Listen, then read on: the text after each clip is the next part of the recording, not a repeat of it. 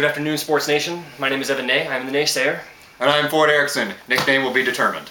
And today we're filming our first episode of a series that I hope you will enjoy. Let's talk about why we exist, shall we?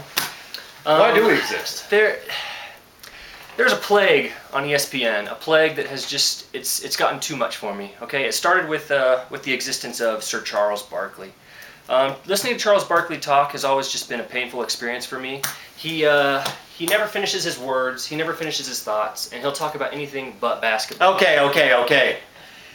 Now you can say that, but what does he do? Give us an example here, Nay. Okay. You gotta give us an example. You can't just tell us things. No, a while back he's talking to LeBron James, and he's telling him to shave his head. Come on home. This is how he said, "Shave your hair, man. Shave your hair. Come on home.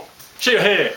What the heck is that even supposed to mean? Do you understand what I'm saying? I don't even understand what I'm saying. Well, I grew up in the deep south, and I understand him clearly. Oh my goodness. But you know, Barkley, he's a flip-flopper. The team's bringing down the ball, and he's like, "Oh, I don't like what they're doing here. I don't like it." And then they score, and he's like, "Oh, I like what they did there." With a flip-flopper like that, he should run for president, all right? Mitt Romney needs to just back out. Oh. Ooh. So here's what we're going to do, though. We are going to talk about current events in the NBA. We're also going to talk about controversial subjects. These are subjects that can be debated, heavily debated, by both Ford here and I, and as well as you. And we would like your opinions, definitely. And also, we're going to give you facts from the 90s. Ford, why don't you tell us about facts from the 90s? Every week we're going to have a segment in the show where we talk about 90s basketball. And I'll say right now, I know more about 90s basketball than anybody. I know everything from up to 1996 about basketball. You go, any fans out there, if you got a question, send it in. I'll answer it. I know everything. So we're going to have a segment every week that's called 90s Basketball Trivia.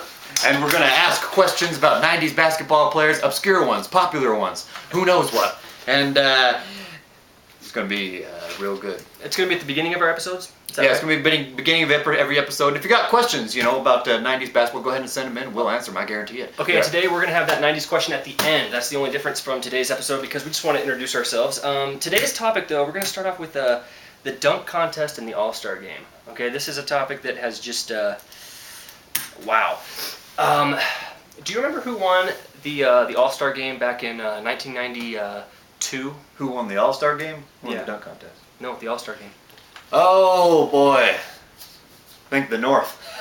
That's the point. I'm a joker. I'm a kid. That's the point, though. Nobody cares about the All-Star game. And if you say, "Oh, I care," you're kidding yourself. It doesn't matter. You're out of bounds, son. No, I'm not. Yeah, I'll tell you why. Little Timmy Johnson.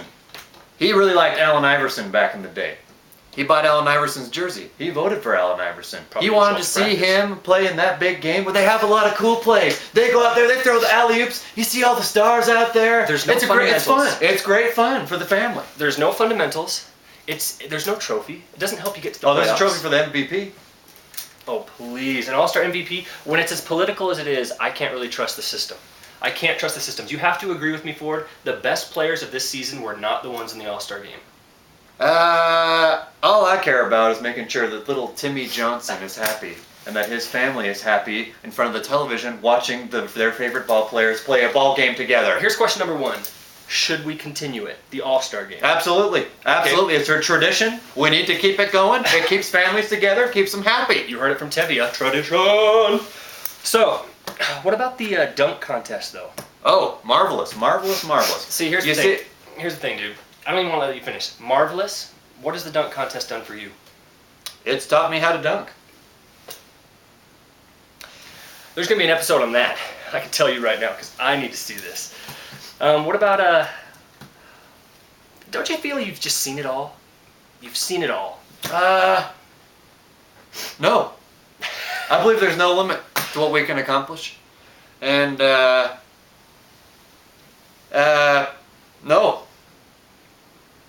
Well, there you have it. It's a great tradition. I don't see it because you see any dunk that destroys a player's Twitter account. Do you catch my drift? I ain't catching nothing. Blake Griffin.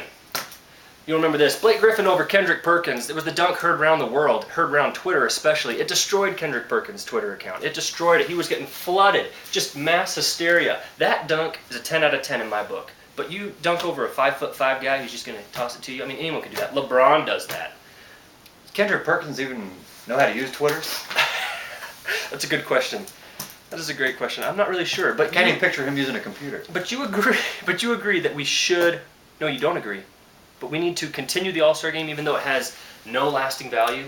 Well, what's your whole reasoning behind not having it? Besides, you just don't like it. Why don't you like it?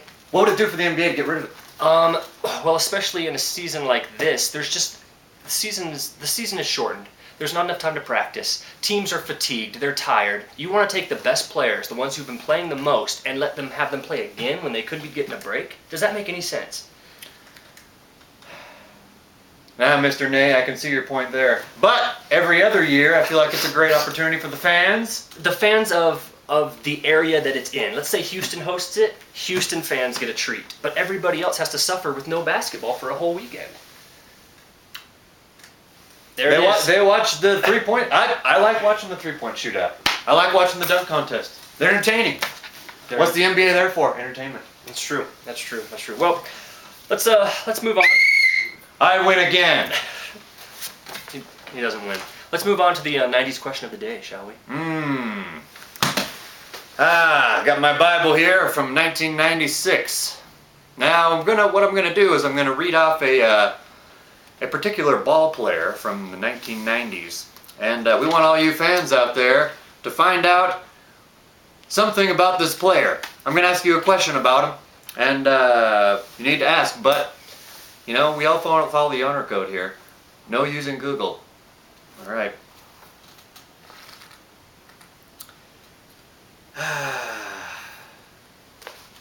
Isaiah Ryder. What year did he enter into the Naysayers' favorite dunk contest and win it? That's the question of the day for the 90s. Also, bonus question. You'll notice we have these sweet kicks. Do you want to tell us a little something about these kicks, maybe? Oh, man. Kicks are my favorite cereal. Don't mind me. But these shoes, Sean Kemp, we all know, is the greatest player to ever play the game. And these are his shoes, which I got as a birthday present in 1995. And I still have... Oh, dang. What? We're going to come up with a new trivia question next week. But if you didn't catch what I just said, whose shoes are these?